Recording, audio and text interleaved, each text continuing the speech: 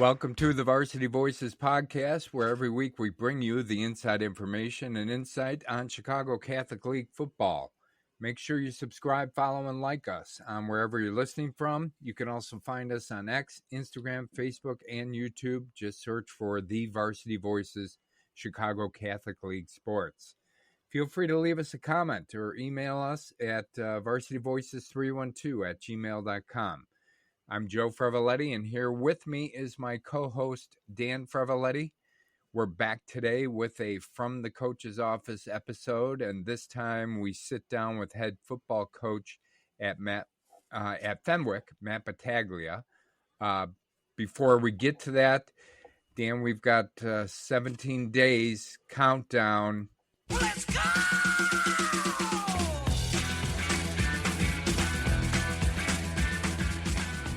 And what are we talking about, Dan? Friday Night Blitz, baby. Friday Night Blitz. Yep. Week 1, Friday night, August 30th.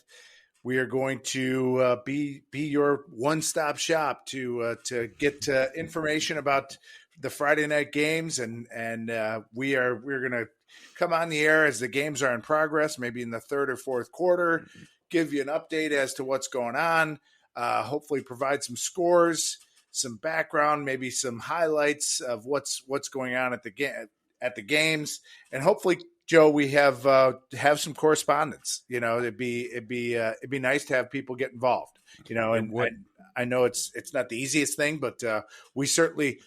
What I'll say is we want to welcome it. We want to encourage it. We want people, whether you're at the game, parent, students.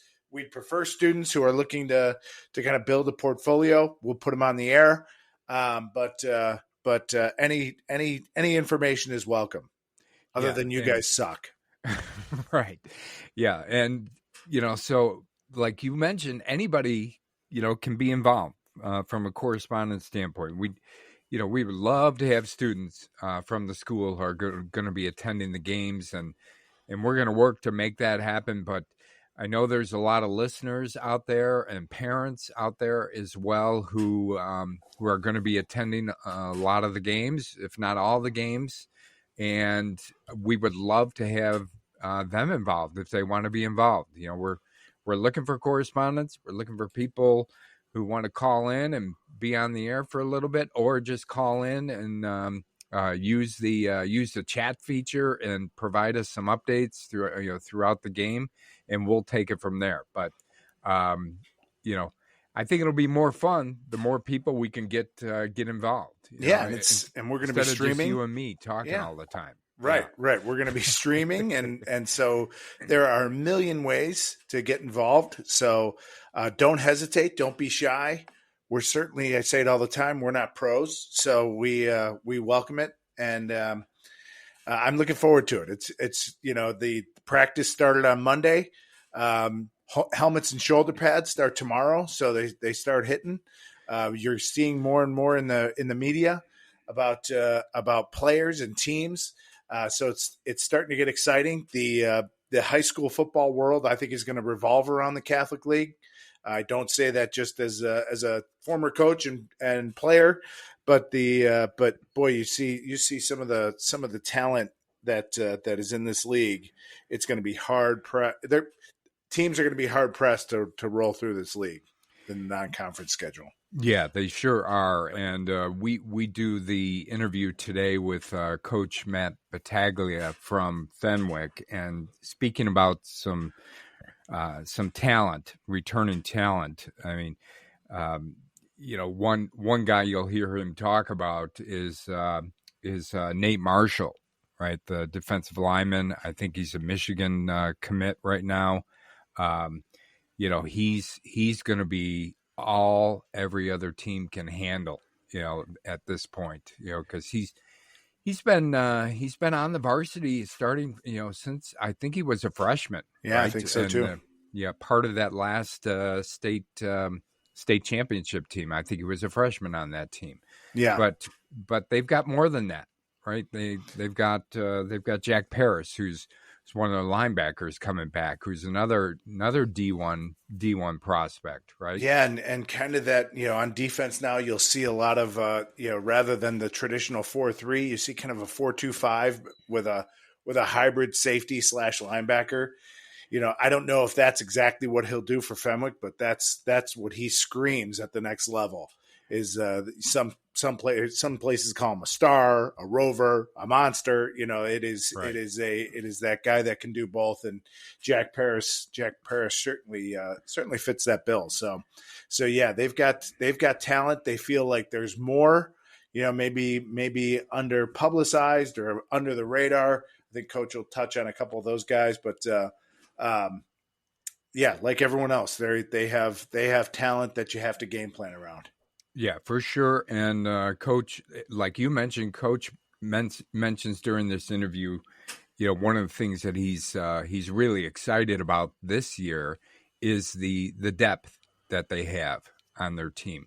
Maybe previous years they didn't have that, right? But this year he feels really good about that. So he's got to replace some good players that they lost. But you can tell he feels good about the depth and some of the players who are going to step up this year. Yeah, well, and they better, because I look at their schedule and we talked about it a little bit. Let's see, what's the phrase that pays today? Headbanger. Headbanger. We'll use that one. Yep, yeah. It is. It starts off with two rivalry games in OPRF and St. Ignatius. And does not let up with Joliet Catholic, Montini.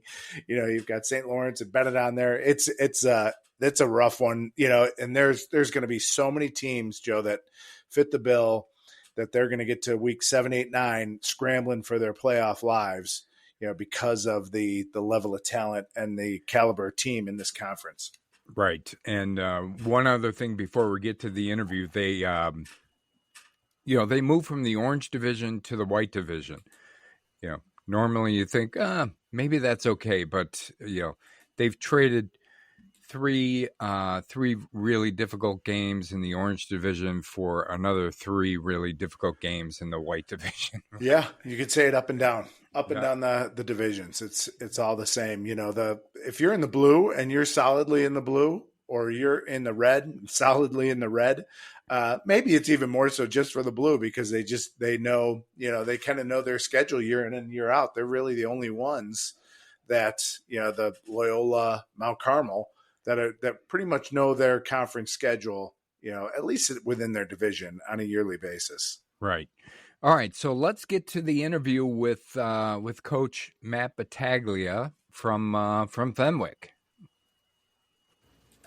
Welcome to Varsity Voices. In this special From the Coach's Office segment, we are joined by the Fenwick Friars head football coach, Matt Battaglia. Coach Battaglia, thanks for joining us. No problem. Thanks for having me on, guys. So last year, your team comes out of the gates really strong. And then to finish the season, you get what I'm referring to as quote-unquote CCL'd by the schedule and just missed the playoffs. What has the message been within the program during the offseason? Well, thanks for bringing up a sore subject. I'll get it out of the way. I just want to get it out of the way. Get it out of the way. First one. I think, the way we ended the last 2 seasons, first round knockoff 2 years ago at Morgan Park, and then playing the Prep Bowl, and then losing to Simeon, and then last year not even making the playoffs after a good start. And we got really ravaged by injuries throughout the season. I think the one bright spot is you feel terrible for those seniors who graduated and had to move on. But the really biggest thing that stood out was the kids who were around those past 2 years. You really see them. They've developed a major chip on their shoulders. And I thought that was one of the things we've been lacking the last 2 years was our off seasons haven't been as good as they needed to be. Partially because of many different factors in high school sports these days. But I think overall, between the coaches and the players, we re-emphasized that, and we had the best offseason we've had since I've been here. So 2-part question, Coach. When you first took the job at Fenwick, you talked about implementing a more modern approach to the game. from your perspective, what does a modern approach entail, and how does your approach have to continue to evolve from year to year in order to stay modern? Yeah, it's funny, we call it modern, but it's really what we've turned into, and we see all the top offenses in college football and now in the NFL. It's triple option in the 21st century. So in some ways it's modern, but you're still taking a lot of the same aspects of football that you've seen throughout the last 100 years. One of the things that we've done that, I came in learning from Coach Sean Lewis, who's now the head coach at San Diego State University, implemented a lot of the stuff I learned from coaching under him at Kent State with the team we had. And I think the biggest thing that, I've learned and keeping modern while also still valuing and understanding complementary football is a huge thing at the high school level. And I think that's one thing we got away from the last couple of years, is trying to be all up tempo, where we need to be more versatile.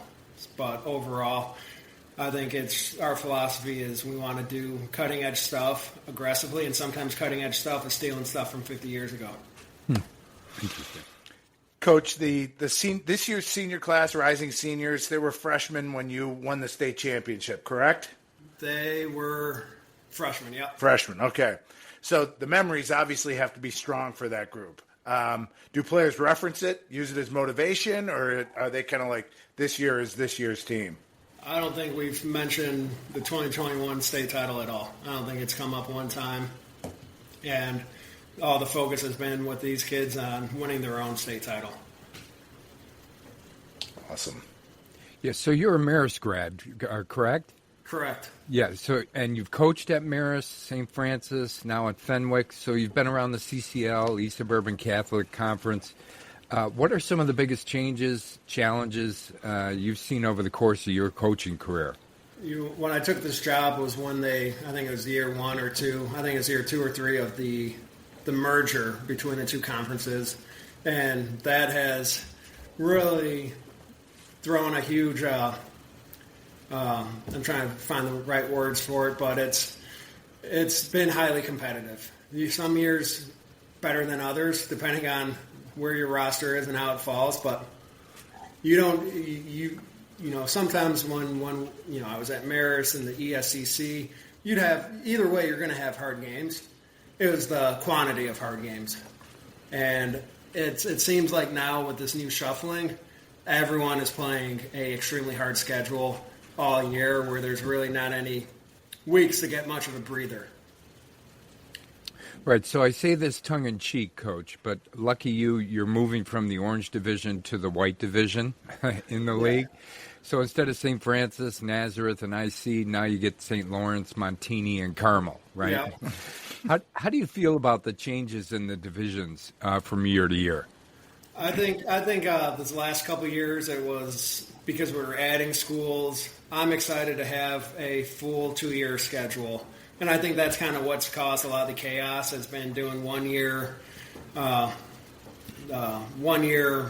algorithms, or whatever you want to call it, however they decide how it shifts. It's nice to have a 2-year window where you know what your schedule is going to be and playing common people, and I'm really excited about that coming up.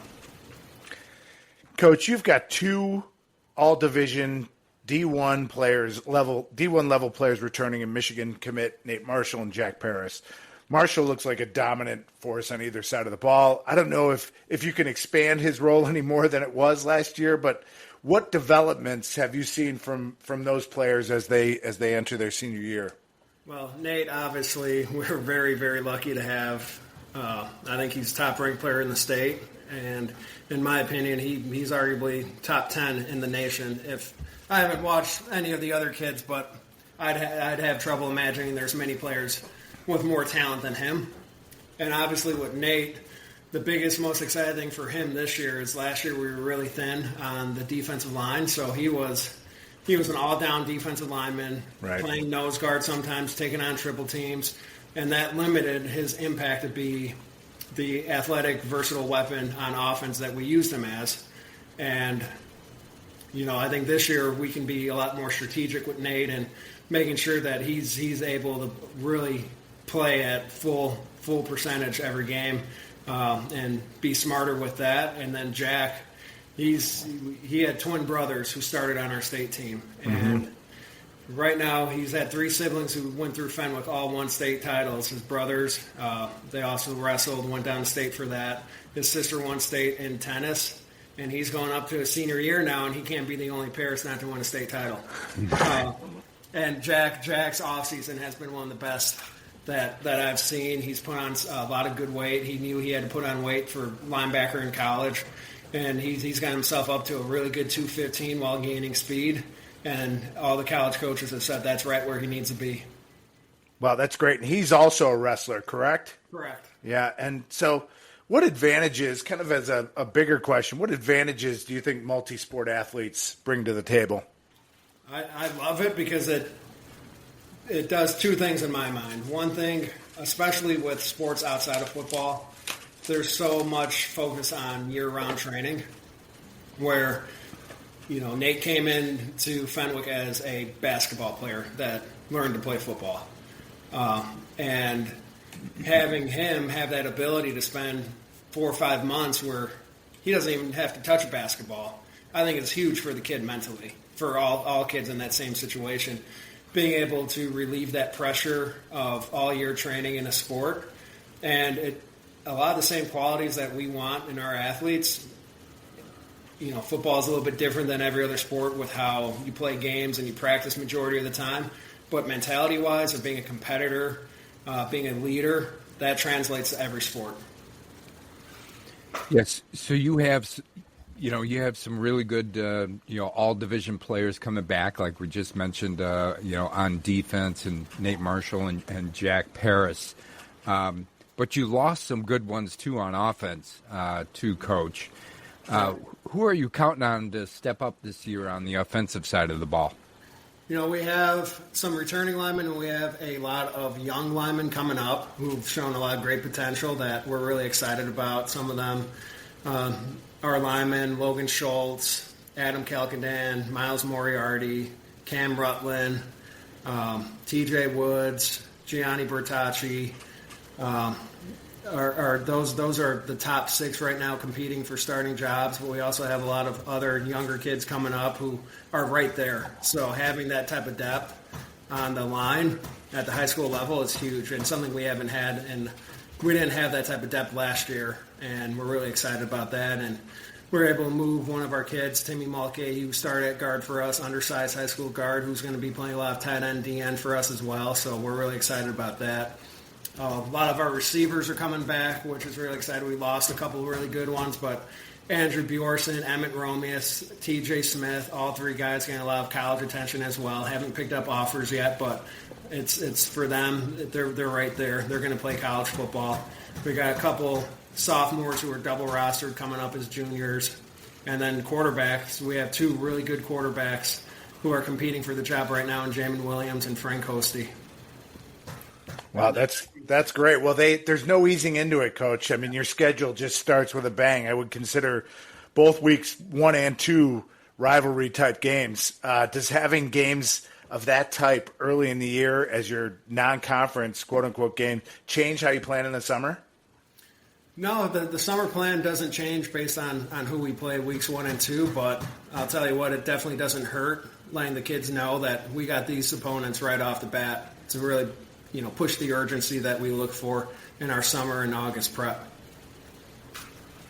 Yeah, so this year, I'm sure you have your sights set back on making the playoffs, making a deep run, state championship, all those things, Coach. What does it take to get back to that level and then stay there? Got to win the state championship every day.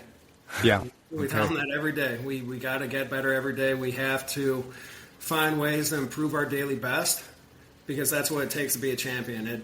I keep referencing to the kids that speech Tom Brady gave, I think, a couple months ago where he mentions how, kids are having their moms make pancakes for them in the morning when they're waking up at 5 a.m. to go to morning workouts and things like it's, being a champion, being the best, it's not common, it's not easy, and you got to make some sacrifices, and they've really bought into that. And naturally, with a lot of these kids, I didn't have to sell it too hard. Yeah, it doesn't happen by accident, that's for sure. So, and that's why football's special, right? So, Fenwick, like a lot of schools in the CCL, has outstanding tradition, including Heisman Trophy winner Johnny Lujack, Notre Dame in 1953. Joe and I, we grew up in the suburbs, but I feel like every family we ever met had a connection to Fenwick in some way, shape, or form. Like the dad went to Fenwick, the dad's brother, cousin, uncle, whatever it was. It kind of felt like all roads led back to Fenwick in some way, shape, or form. How are the alumni involved in the program? How do you try and keep them involved? So we have an amazing alumni base. One thing that I learned once I took the job is your world gets a whole lot smaller when you wear the Fenwick shield.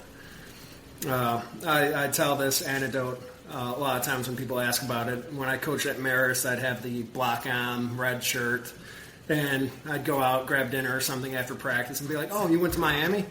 I'm like, "No. Right. No, man, I'm not Ukraine. I hate Miami." Yeah. But I wear something Fenwick after practice, and there's been times when I've gotten stopped by people who played on the 1950-60 football team, went to a football game. Even stories of my dad being at one of the prep bowls in the 50s, like just watching Fenwick play one of the public school teams, and it's amazing how big our alumni base is and how passionate they are. And I'd say the number one way that I'm reaping the benefits of that right now is with a lot of my coaches. We have a lot of alumni who are coaches, some really, really good ones, who have really helped teach me and get me ingrained in the community while also being damn good coaches. And that's the number one thing that I value, is having really good football people around me. And they learned a lot of good football here. They played at the next level. And they're giving back to Fenwick not because they need the small stipend that we give them. They're doing it because they love Fenwick and they love football. Do you lean into that history and rich tradition at Fenwick with your team as well, Coach? Is that something that is a part of kind of your overall approach? Yeah, definitely. It's something that we always discuss and strive to be. We want to be we want to continue to be one of the premier programs in the state of Illinois and the Catholic League, and a lot of that is dictated by wins. But when I tell them about that, it's about a whole lot more than just wins. Especially here at Fenwick, it's about how much they're developing themselves and using these 4 years they get here to really springboard themselves in the next 40 years. Coach, I just have one more question. I think Joe has another one too, but I am building a very important list. It's a food list. So if you invited us to come out to a game and maybe do one of our podcasts from a game, if we're going to do that, I need to know where to go. One of the things I'm hearing as we do some of these interviews is that there are great restaurants. There's also coaching staff friendly places that people go. So give us a couple places to check out near Fenwick where you like to go, and maybe where the coaches call home after a game. Well, you're lucky I'm still awake because I just came back from this place. Me and my coach stopped there after we moved some stuff. Right on North Avenue, right by our practice fields, just a couple blocks away from Trident College. Johnny's Beef, really historical, famous place. Sure. In the Chicagoland area. They got the best beef combo, hot peppers. It's a coaching favorite and a player favorite stop to get big beef, fries, large Italian ice. So that's definitely a great lunch spot or a post-game snack. Nice. Excellent. Good. I have it written down. I'm adding it to the list, so we'll be ready to go, Joe. Old school cash only. All right. Good to know. Good to know. Only dining in is if there's space at the beef bar to eat your beef standing up on the counter. The beef bar. I like that. That's a good name for a restaurant too. Yeah. So I've asked the other coaches that we've interviewed Coach, and this same question. So a year from now, we're sitting down again for another interview. What do you hope we're talking about as far as Fenwick and Fenwick football? It's got to be the state title. I got to give you the same answer my kids would want me to give you and the same answer they would give you. Yeah. It is 2020, whatever year it is, 2024 state title. Awesome answer. Boy, this conference is going to be, let's see, meat grinder. What else have we heard, Joe? Headbanger. It is buzzsaw because there's a lot of that same goal out there. I would expect nothing less. Well, one of my varsity coaches who has a son in the program as well, they went to go see a playoff game last year, and the comment from them was, I'm not going to name which game it was, but essentially it was, when are they going to start hitting?